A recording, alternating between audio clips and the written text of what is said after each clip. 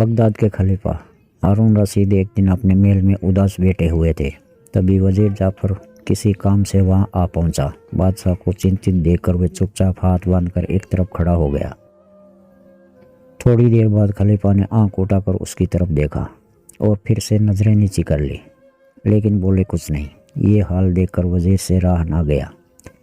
सिर झुकाकर वह अदब से बोला, हुजूर, आज ये कैसी उदासी आप पर छाई है? काहे का सोच है जो इतने फिक्रमंद है आप? खलीफा बोले, कोई खास बात नहीं है, कभी कभी हमारी हालत ऐसी हो जाती है। अब तुम कोई तरकीब सुझाओ कि तबीयत हमारी कुछ बदले और दिल से ये बोझ उठे। इस पर वजीर ने कहा कि हुजूर का हमेशा से ये दस्तूर रहा है कि अक्सर भेष बदल कर प्रजा का हाल जानने को शहर में गश्त लगाया करते हैं। आज का दिन तो खास तौर से हुजूर ने इसी काम के लिए तय कर रखा है, इसलिए बेहतर हो अगर कुछ वक्त इसी काम में लगाया जाए। खलीफा ये सुनकर उठे और मुस्कुराकर वजीर से बोले, ये बात तूने अच्छी याद दिलाई, जा जल्दी भेष बदल करा। तब तक हम भी अपनी पोशाक बदल लेते हैं, फिर दोनों 2 घड़ी शहर का चक्कर लगाएंगे और अपनी प्रजा का हाल मालूम करेंगे। थोड़ी देर बाद दोनों अपना अपना भेष बदलकर सौदागरों का भेष बनाकर शहर का हाल चाल मालूम करने निकल पड़े। चलते चलते वे शहर से बाहर निकल गए। आगे एक नदी थी, नदी पर पुल बना था। दोनों चाहते थे कि नदी पार कर बस्तियों में कुछ देर घुमा जाए। तभी पुल के नुक्कड़ पर बैठे एक अंधे फकीर की आवाज़ उनके कानों में पड़ी। दोनों रुक गए। फिर फकीर ने आवाज़ लगाई, ओ जाने वालों, अल्लाह के नाम पर इस अंधे फकीर को कुछ भी देते जाओ। खलीफा ने अपनी जेब से एक अशरफी निकाली और उसके हाथ पर रख दी। इस पर अंधे ने खलीफा का हाथ पकड़कर कहा, ए मेरे दाता, ये खैरात देकर तूने इस अंधे पर बड़ा एहसान किया, अब एक और मेहरबानी कर दो। खलीफा ने पूछा, क्या? फकीर बोला, एक धौल मेरे सिर पर लगा कि मैं इसी सज़ा के लायक हूँ, बल्कि इससे भी ज़्यादा के। और ये कहकर उसने खलीफा का हाथ छोड़कर उसका दामन पकड़ लिया। खलीफा अंधे की इस हरकत पर बड़े हैरान हुए। बोले, ए भले आदमी, तेरे सिर पर धौल लगाकर अपनी खैरात के पुण्य को क्यों नष्ट करूं? भला ये कोई बात हुई? ये कहकर उन्होंने अपना दामन छुड़ाकर आगे बढ़ना चाहा, मगर फ़कीर ने दामन और कसकर पकड़ लिया और कहा कि ए मेरे मेहरबान, मेरी इस गुस्ताखी को माफ़ कर और एक धौल मेरे सिर पर ज़रूर लगा, नहीं तो ये अपनी खैरात की हुई अशरफी वापस ले लो, क्योंकि मैंने कसम खा रखी है कि बिना धौल लगवाए खैरात नहीं लूँगा और मैं इस कसम को नहीं तोड़ूँगा। अब खलीफा क्या करते? मजबूर होकर आहिस्ता से एक धौल उस अंधे के सिर पर मारा और वजीर को आगे बढ़ने का इशारा किया। अंधे ने खलीफा का दामन छोड़ दिया और दोनों हाथ उठाकर उन्हें दुआ दी। वजीर और खलीफा दोनों वहां से आगे बढ़े, लेकिन चंद कदम आगे जाकर खलीफा ने वजीर को हुक्म दिया, इस फ़कीर को कल दोपहर की नमाज के बाद हमारे दरबार में हाजिर होने का हुक्म दिया जाए। हम इसकी अजीब कसम की वजह मालूम करना चाहते हैं। वजीर ने वापस जाकर फ़कीर से कहा, वह जिन्होंने तुझे अभी अशरफी खैरात में दी थी बगदाद के खलीफा है। तू कल दोपहर को नमाज के बाद उनके दरबार में हाजिर हो, वे तुझसे कुछ पूछना चाहते हैं। अगले दिन दोपहर की नमाज के बाद वह अंधा फ़कीर खलीफा के दरबार में हाजिर हुआ और उसने खलीफा को सलाम किया। खलीफा ने पूछा, तेरा नाम क्या है? उसने कहा, बाबा अब्दुल्ला। खलीफा ने कहा, कल मैंने एक अशरफी तुझे दी थी, तो तूने उसको लेकर क्यों मुझसे जिद की थी कि मैं तुझे एक धौल मारूं या अपनी खैरात फेर लूं? तूने कसम क्यों खाई है कि जो कोई तुझे खैरात दे वह तुझे एक धौल भी मारे? अपनी इस अजीब व गरीब कसम की वजह फौरन सच सच बयान कर। खलीफा का ये हुक्म सुनकर बाबा अब्दुल्ला ने अपने सिर को ज़मीन पर झुकाया और फिर अदब से हाथ बांधकर बोला, हुजूर, पहले मेरी गुस्ताखी जो कल मैंने बेपहचाने आपके हुजूर में की थी माफ़ करें, और फिर मेरी दास्तान सुने। हुजूर, मैं इसी बगदाद शहर का रहने वाला हूँ। मेरा जन्म यहीं हुआ था। मेरे माँ बाप बहुत सारी दौलत मेरे लिए छोड़कर मरे, लेकिन मैं इतना ना समझ निकला कि अपने आवारा दोस्तों के साथ उसको जल्दी ही बर्बाद कर डाला। जब पास में कुछ ना रहा तो वे दोस्त भी मुझे अपने हाल पर रोता छोड़कर अपने अपने रास्ते चले गए। मैं सोचता रह गया कि क्या करूं। कभी दोस्तों की बेवफाई पर सिर घूमता, कभी अपनी कम अक्ली पर पछताता, पर अब क्या हो सकता है। लाचार होकर जो कुछ जमा पूंजी बाकी रह गई थी उसे इकट्ठा किया और किसी तरह उसे ऊँट खरीदे और उन ऊँटों को किराए पर चलाने लगा। अब चूंकि समझ आ गई थी इसलिए बहुत सोच समझ कर खर्च किया करता और कुछ आगे के लिए भी बचा कर रखता। जब इतना रुपया इकट्ठा हो जाता कि एक ऊँट खरीदा जा सके तो उससे ऊँट खरीद लेता। इस तरह होते होते मेरे पास 80 ऊँट हो गए। उन ऊँटों को किराए से मुझे काफ़ी आमदनी होने लगी और मैं फिर से ठाट बाट से अपनी ज़िंदगी गुजारने लगा। लेकिन अभी मुझे पूरी तरह अकल कहाँ आई थी। हुजूर, अगर आ गई होती तो आज इस हालत में क्यों पहुँचता। इतना कहते कहते बाबा अब्दुल्ला की आंखों में आंसू आ गए। उन्हें किसी तरह अपने कुर्ते की आस्तीन से पहुँचते हुए वह बोला, खुदाबंद, अब आगे का हाल अर्ज करता हूँ। एक दिन का जिक्र है, मैं एक सौदागर का माल जहाज में लदवा कर अपने खाली ऊँटों को लिए बगदाद को लौट रहा था। रास्ते में क्या देखता हूँ कि एक बहुत बड़ा हरा भरा चारागाह सामने है। मैंने सोचा 2 घड़ी आराम कर लिया जाए।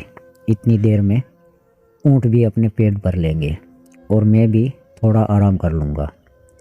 यही सोचकर मैंने ऊँटों को उस चारागाह में चरने के लिए छोड़ दिया। खुद एक पेड़ के साये में आराम करने लगा।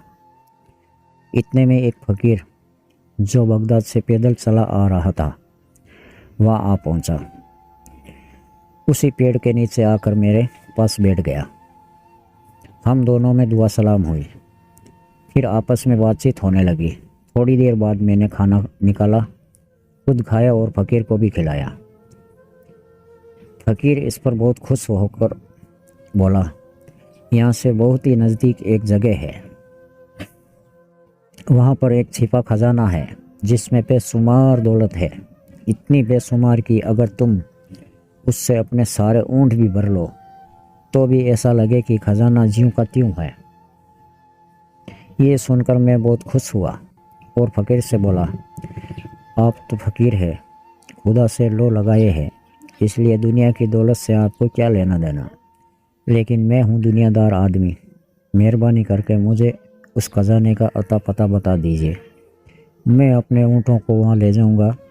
अगर आपका जी चाहे तो आप भी दौलत से लद एक ऊँट ले लेना। मैं खुशी खुशी आपको भेंट कर दूँगा।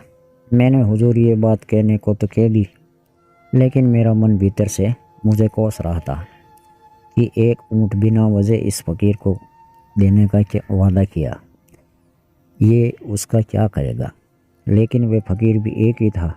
बोला, वाह, एक ऊँट के लिए मैं तुम्हें इतने कीमती और बड़े खजाने का पता क्यों बतलाऊं। हाँ, एक सूरत में उस खजाने का पता बता सकता हूँ। तुम सब ऊँट मेरे साथ चले चलो, उस खजाने से उन्हें भर लाएंगे। फिर उन 80 ऊँटों में से आधे तुम्हारे आधे हमारे। अगर मेरी ये शर्त तुम्हें मंजूर नहीं है तो तुम अपनी राह लगो और मैं अपना रास्ता पकड़ता हूँ। इस पर मैंने सोचा 40 ऊँटों पर लदा हुआ खजाना भी क्या कम है, मेरी आने वाली 7 पुश्तों को काफ़ी होगा।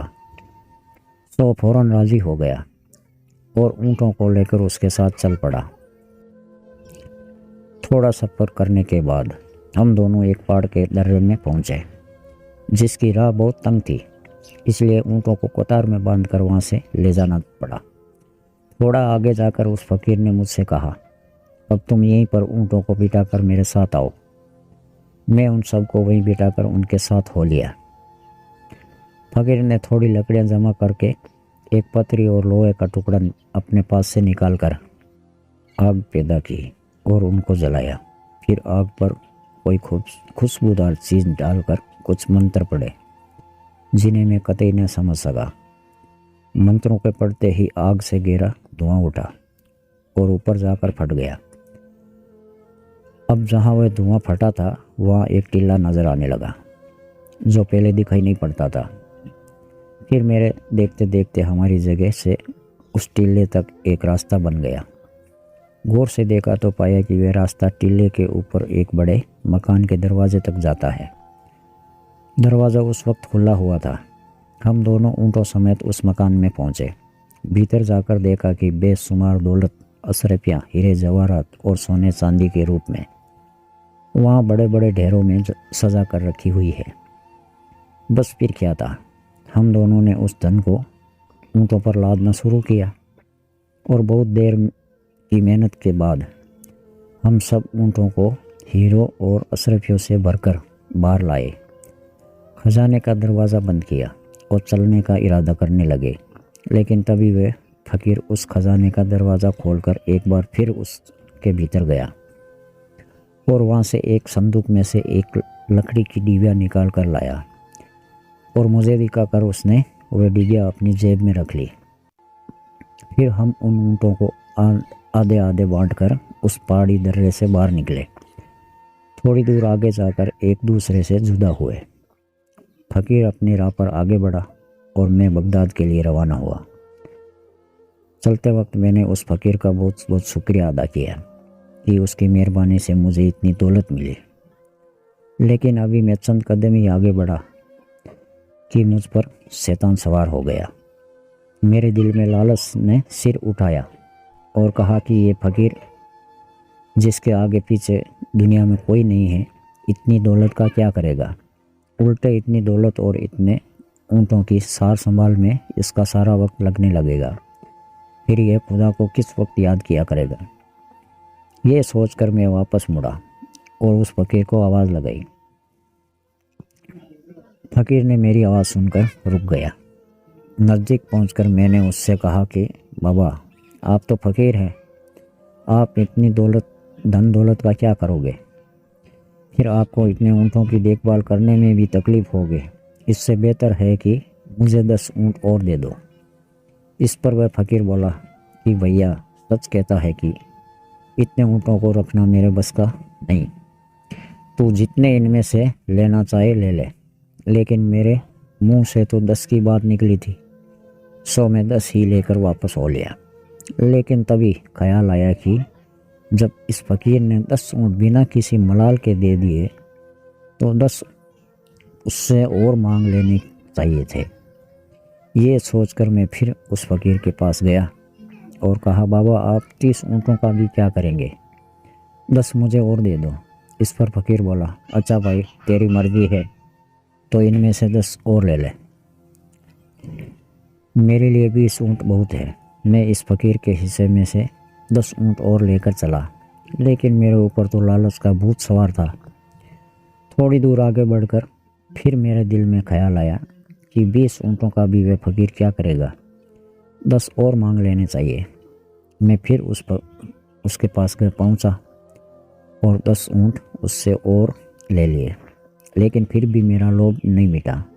मैं फिर वापस लौट आया और दम दिलासा देकर उसके पास से बाकी के 10 भी ले लिए।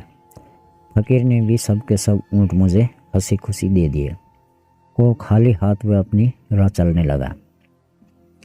लेकिन मेरे सिर पर तो सामत सवार थी। शैतान ने मेरी मत्ती हर ली थी। लोभ ने मेरे दिल में घर कर लिया था। सो हुजूर, मैं किस्मत का मारा इतनी दौलत पर भी संतोष न कर सका। इतना कहते कहते बाबा अब्दुल्ला का गला भर आया और डबडबाई अंधी आंखों को पगड़ी के छोर से पहुंचकर वह फकीर आगे बोला, हुजूर, पता नहीं उस दिन मेरे सिर पर कौन सी बला सवार थी। थोड़ी दूर जाकर मेरे दिल में अचानक ख्याल आया कि वह डिबिया जो फकीर ने मुझे दिखाकर अपनी जेब में रखी थी, वह तो फकीर के पास ही रह गई। पता नहीं उसके भीतर के मरम में क्या क्या खूबी है। उससे भी उस फकीर से मांग लेना चाहिए, वह उसका क्या करेगा। आखिर मैंने वापस जाकर उस फकीर से कहा, तुम उस डिबिया को जिसमें मरम है अपने पास रख कर क्या करोगे?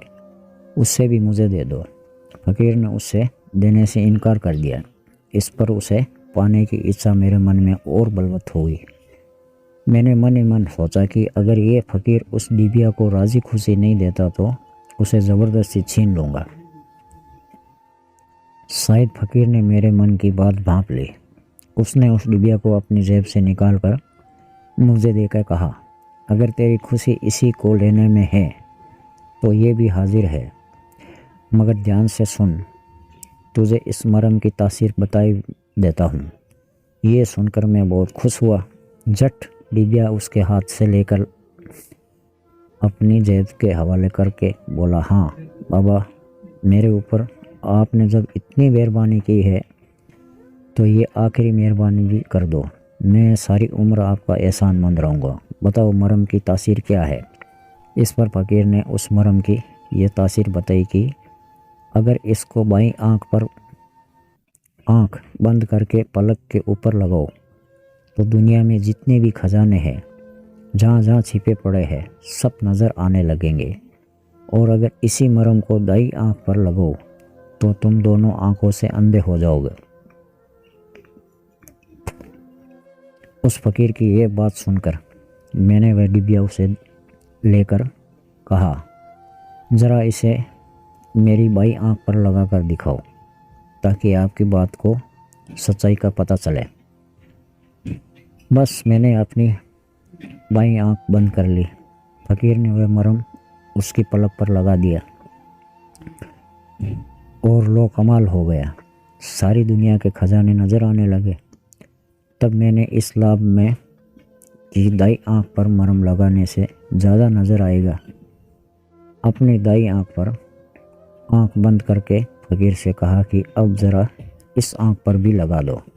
तुम इस आँख पर मरहम मत लगाओ, ना हक में अंधे हो जाओगे और बाद में पछताओगे। मगर मेरे सिर पर तो लोभ का भूत सवार था, मैंने माना। वह फ़कीर ज्यों ज्यों मुझे समझाता मेरी हट उतनी ही और बढ़ती जाती। मैंने कहा, बाबा क्यों बेकाते हो? ये कैसे हो सकता कि एक ही मरहम की दो तासीर हो? फ़कीर ने मुझे बहुत समझाया, लेकिन मेरे तो सिर पर सामत सवार थी। मैं किसी भी तरह न माना। बस मेरी हट पर उसने वह मरहम मेरी दाईं आँख पर लगा दिया और जब मैंने आँख खोल कर देखा तब अपने को दोनों आँखों से अंधा पाया। मैंने अपना सिर अपने हाथों से पीट लिया, रो रो कर उस फ़कीर से कहने लगा, जो तुम कहते थे आखिर वही हुआ। हाय हाय बाबा, तुमने ये क्या कर डाला? काश तुम मुझे वे खजाना ना दिखाते तो मेरे सिर पर लालच का भूत ना चढ़ता। हाय बाबा, मैं क्या करूं? बाबा तुम ये दौलत अपने साथ ले लो और मेरी आंखें दे दो। आंखों की रोशनी से बढ़कर दुनिया में कोई दौलत नहीं। इस पर फ़कीर बोला, भाई इसमें मेरा क्या कसूर है? मैंने तो तुम्हारे साथ ऐसी नेकी की थी कि कभी किसी ने किसी के साथ न की होगी, मगर तुमने मेरी नसीहत नहीं सुनी और इतनी दौलत पाने पर भी सब्र नहीं किया। मैंने जो कुछ किया और कहा उसे फर्ज समझा। अब तुम्हें इसकी सज़ा भुगतनी ही होगी, इससे बचने का कोई उपाय नहीं। मैंने रो रो कर उस फ़कीर के पांव पकड़े, हाथ जोड़े, बहुत बहुत खुशामद की, लेकिन फिर उसने मेरी किसी बात का जवाब नहीं दिया। वह मुझे उसी हाल में रोता बिलखता छोड़कर धन दौलत से लदे हुए 80 ऊँट अपने साथ लेकर पता नहीं किस तरफ रवाना हो गया। मैंने चिल्ला चिल्ला कर उससे यहाँ तक कहा कि कम से कम मुझे अपने साथ शहर तक तो ले लो, लेकिन उसने मेरी एक नहीं सुनी। बस मैं रोता भटकता उस जंगल में जहाँ तहाँ फिरने लगा। ये तो मेरे अच्छे भाग्य थे कि एक काफिला उन्हीं जंगलों में से गुजर रहा था। मैं उसी के साथ बगदाद आ गया। यहाँ मुझ अंधे को कौन पहचानता, कौन मेरी बात का यकीन करता? और तब तक मैंने भूख और गरीबी से तंग आकर ये कसम खाई कि आइंदा भीख मांगकर अपना पेट भरूंगा। जो कोई मेरे हाल पर तरस खाकर भीख देना चाहेगा उसे मेरे सिर पर एक धौल भी मारना होगा। नहीं तो वह भीख में नहीं लेगा।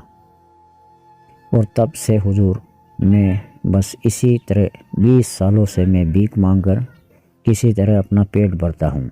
यही वजह थी खुदाबंद की कल मैंने आपके शान में भी गुस्ताखी की। उम्मीद है जाफना मेरी ये दास्तान सुनकर मुझे आप माफ़ कर देंगे। इतना किस्सा कहकर बाबा खामोश हो गया और खलीफा हारून रशीद बोले, बाबा तुम्हारे लालच की सज़ा तुम्हें मिल रही है, शायद खुदा की यही मर्जी है, लेकिन हमें तुम्हारी दास्तान सुनकर बड़ा दुख पहुंचा। हमें तुम्हारे साथ बहुत हमदर्दी है। हम तुम्हें आंखें तो नहीं दे सकते, लेकिन इतना ज़रूर कर सकते हैं कि तुम्हें आइंदा भीख न मांगनी पड़े। इतना कहकर खलीफा ने अपने वजीर को हुक्म दिया, बाबा अब्दुल्ला की गुजर बसर का माकूल इंतज़ाम आइंदा शाही खजाने से किया जाए।